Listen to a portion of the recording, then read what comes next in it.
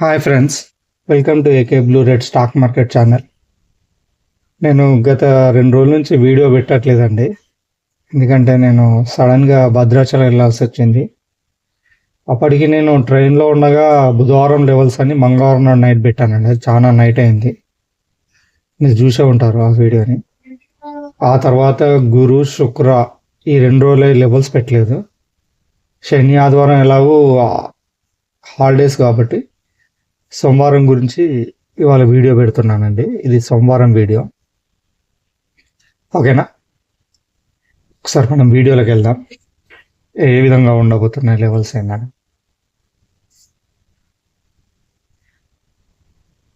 ఇది నిఫ్టీ 50 అండి. నేను ఎప్పుడైనా ఇక్కడ ఒకటి చెప్పాలని నేను 1 అవర్ వచ్చానండి. ఎప్పుడైనా నేను 15 minutes క్యాండిల్లో చెప్తుంటాను, కానీ ఇలా 1 అవర్ క్యాండిల్లో ఎందుకు చెప్పాల్సి వస్తుందో చూడండి. ఒకసారి గమనించండి నా లెవెల్స్. ఇలా గ్యారెంటీ అవుతుందని కాదు, జస్ట్ నా ఎక్స్పెక్టేషనే. మార్కెట్లో ఎవరు గ్యారెంటీ ఇవ్వరండి. ఇక చూసారా, ఈ నుంచి ప్రైస్ రిజెక్ట్ అయ్యి డౌన్ అయింది. మళ్ళీ ఇక్కడికి అప్ వచ్చి ఇక్కడ నుంచి డౌన్ అయ్యి, ఇక్కడ నుంచి రిజెక్ట్ అయ్యి మళ్ళీ డౌన్ అయింది. మళ్ళీ అప్ సైడ్ వచ్చింది, మళ్ళీ డౌన్ అయ్యి ఇక్కడ అప్ సైడ్ వచ్చి దీన్ని ఈ ట్రెండ్ లైన్ బ్రేక్ చేసిన. అంతకుముందు కూడా ఒక వీడియోలో చెప్పాను, ఈ ట్రెండ్ లైన్ బ్రేక్ అయితే ఇక్కడికి వస్తుంది అన్నాను. ఇక్కడికి వచ్చింది చూడండి, ఎగ్జాక్ట్లీ ఇక్కడికి వచ్చింది. అసలు ఇది కొన్నిసార్లు క్రాస్ అవుతుంది కూడా ఈ లెవెల్ని, కానీ అది కొన్ని సందర్భాలని, అన్ని సందర్భాలు కాదు. సో ఇక్కడికి వచ్చి ఇక్కడ నుంచే ప్రైస్ ఆడుతుంది. క్రాస్ అయితే మాత్రం ఇక్కడికి వచ్చేదండి, కానీ క్రాస్ కాలేదు, ఇక్కడనే ఉంది. ఇక్కడ నుంచే ప్రైస్ చూసారా, మళ్ళీ సేమ్ అదే. ఇప్పుడు దీన్ని ఏమంటారు తెలుసా అండి? లోయర్ హై లోయర్ లో, లోయర్ హై లోయర్ లో, లోయర్ హై లోయర్ లో. అంటే అది ఏ విధంగా ఉంటుందంటే,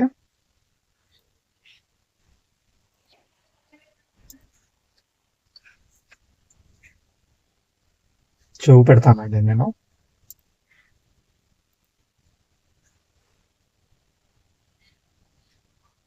కొంచెం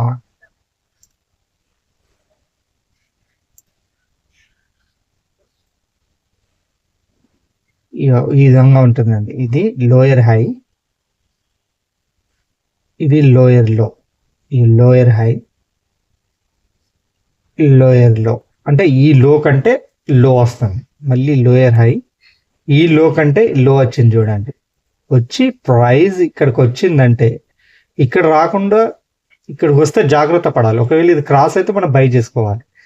అయ్యో, ఇది క్రాస్ అయిందండి. క్రాస్ ఏ దాకా వచ్చిందండి, అక్కడ దాకా వచ్చింది. సేమ్ బ్యాంక్ నిఫ్టీ కూడా చూడండి. అందుకోసం నేను 1 అవర్ క్యాండిల్ పెట్టింది. అందుకు సేమ్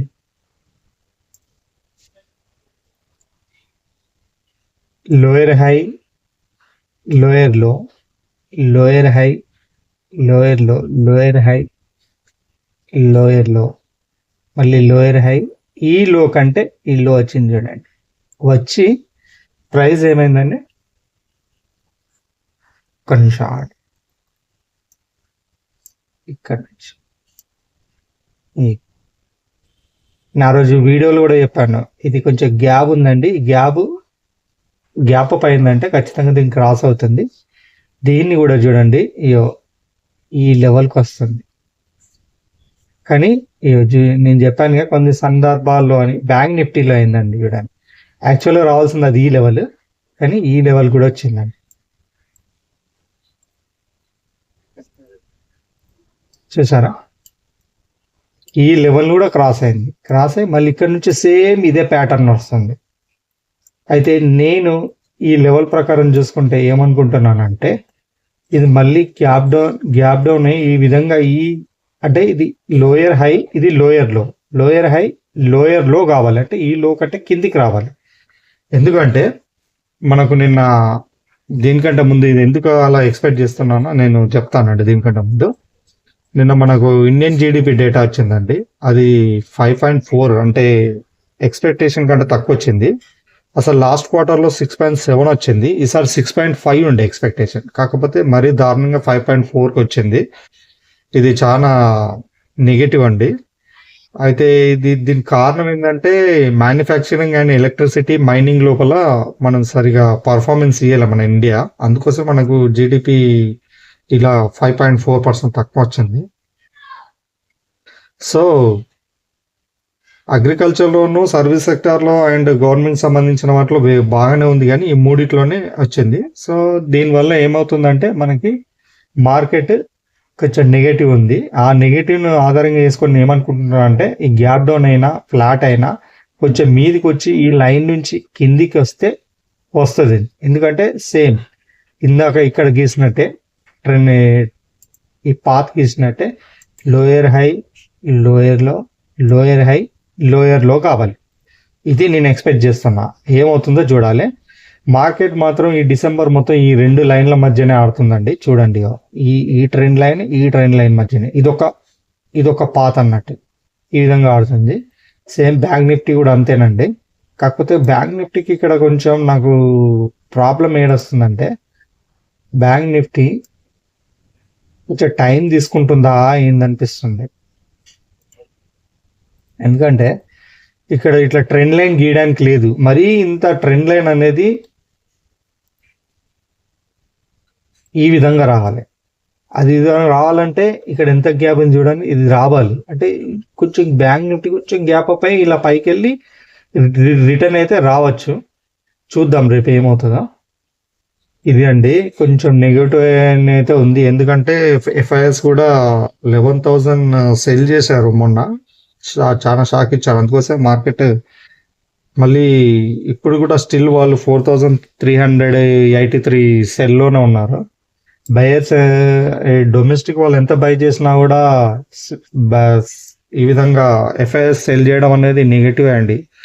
వాళ్ళ హెల్ప్ లేకుండా మార్కెట్ అనేది మనం అప్ ట్రెండ్ చూడడం అయితే కొంచెం అత్యాశ అవుతుంది. సో ఇవి గమనించండి. ఇప్పుడు యాజ్ పర్ దీని ప్రకారం మాట్లాడుకుంటే మన లెవెల్స్ మాట్లాడుకున్నామండి. ఒకవేళ మార్కెట్ రేపు చూడండి, ఇదైతే గమనించుకున్నారుగా, ఇది అందుకోసం మీకు చూపించాను. నేను ఎప్పుడైనా 15 మినిట్స్ చూపించాను, అందుకోసం 1 అవర్ ట్రెండ్ లైన్ గీసి చూపించాను. 1 అవర్లో మనకు కనబడుతుంది ఆ ట్రెండ్ లైన్ అనే ప్యాటర్న్. రాసుకోండి, ఈ స్క్రీన్ షాట్ తీసుకోండి. 24,000 కాల్, 24,300 పుట్ అండి. ఈ రెండింటి మధ్యన ఉంటుంది మార్కెట్. ఈ 300 పాయింట్స్ మధ్యన ఉంటుంది. 300 ఓపెన్ ఎలా వస్తుందో మనకు తెలియదు. ఓపెన్ గురించి నేను రేపు మీకు టెలిగ్రామ్లో లెవెల్స్ షేర్ చేస్తాను, ఓకేనా? రేపు ఇక్కడ చూడండి, ఇక్కడ గ్రీన్ క్యాండిల్ తెలుసుగా, ఈ డే ఆఫ్ మీద గ్రీన్ క్యాండిల్ క్లోజ్ అయితే కింద కాల్ని బై చేసుకుంటాం. టార్గెట్ వచ్చి మేబీ డే హెవర్ చూసుకుంటాం. ఒకవేళ దీని కింద రెడ్ క్యాండిల్ క్లోజ్ అయితే టార్గెట్ 24,000 వరకు చూసుకుంటామండి. వాటి ప్రీమియమ్స్ చూసుకోండి.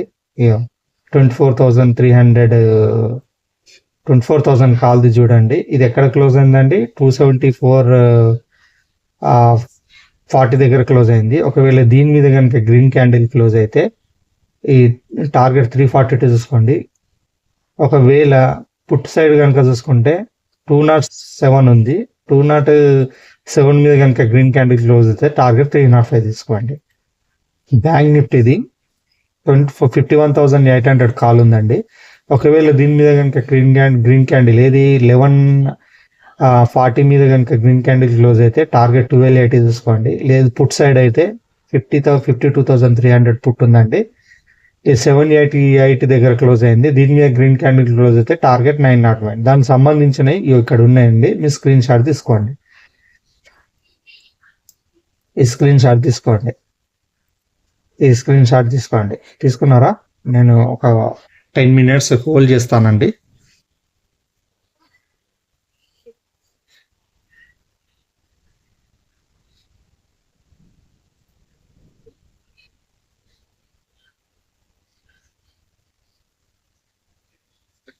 ఓకేనా? చేసుకున్నారా స్క్రీన్ షాట్? ఇవి చార్ట్ అండి. కావాలంటే మీ వీడియోను పాజ్ చేసి కూడా చూసుకోండి. ఏమన్నా డిసెంబర్ 6 నాడు మనకు ఏమొస్తుందండి, ఎంపీసీ డేటా వస్తుందండి. ఎంపీసీ మీటింగ్ ఉంది. ఆ రోజు ఒక డేటా అప్డేట్ అవుతుంది. ఒకవేళ ఆ రోజు కనుక రేట్ కట్ చేస్తే చేయొచ్చు, ఎందుకంటే జీడిపి అనుకున్నంతగా రాలేదు కదా. సో ఏమన్నా రేట్ కట్ చేస్తే చేయొచ్చు. ఇది కూడా ఏంటి, జస్ట్ నేను గెస్ చేస్తున్నానండి. నేను గెస్ చేసిందే రైట్ అవుతుందని నేను ఘంటాపథంగా చెప్పట్లేదు. ఎప్పటికైనా మనం చెప్పింది మార్కెట్లో రైట్ కాదు, జస్ట్ మనం గెస్ చేస్తాం అంతే. మార్కెట్ మనం అనుకున్నదా, ఇప్పుడు నేను చెప్పాను కదా ఖచ్చితంగా ఇట్లా కిందికి రావాలని లేదండి. అదొక ప్రాబబిలిటీ అంతే, అదొక అంచనా ఇలా రావచ్చు అని. ఒకవేళ ఇట్లా వస్తే మాత్రం ఖచ్చితంగా కిందికి వచ్చే అవకాశం ఉంటుంది, ఎందుకంటే ఈ పాత ప్రకారం. అంతేగాని ఇక్కడిక్కడనే ఈ ఏరియాలో ఉన్నప్పుడు ప్రైస్ ఖచ్చితంగా ఇది కిందికి వస్తుందని చెప్పేసి మీరు పుట్ను బై చేసుకొని లాస్ అవ్వకండి. ఒకవేళ మార్కెట్ పెరిగితే మనం చాలా లాస్ అవుతాం కదా. అది ఈ పరిసరాల్లో వచ్చినప్పుడు మనం పుట్ని బై చేసుకుంటే అది కిందికి వస్తుంది. మనం జస్ట్ ఒక 50 పాయింట్స్ ఏమో అప్పుడు మూవ్ చాలా ఫాస్ట్గా ఉంటుంది కాబట్టి మనకు ఖచ్చితంగా 50-60 పాయింట్స్ వస్తాయి. ఆ 50-60 పాయింట్స్ మనం గ్రాప్ చేయగలిగితే చాలు. ఒక్క లాట్కి 50 పాయింట్స్ అంటే ఎంత అండి, 1060 పాయింట్స్ అంటే కూడా 1200 అట్లా వస్తుంది. అదేం పెద్ద ఓకేనా అండి. ఇవి గమనించుకోండి. దీన్ని అయితే నేను చెప్పినవి అయితే మాత్రం ఒకసారి గమనించుకోండి, ఓకేనా.